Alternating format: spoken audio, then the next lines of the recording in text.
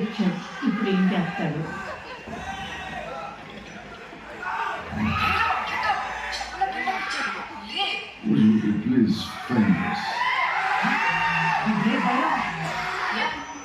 అరే నీ ఫైట్ గురించి క్రేజీ స్టోరీస్ అన్న బాస్. నీ గురించి నేను విన్నా, మంచి ఫైటర్, కానీ ఒక సైడ్ ఉండవంట. ఎవరు ఎక్కువ వేస్తే ఆ సైడ్ జంప్ అంటాడా?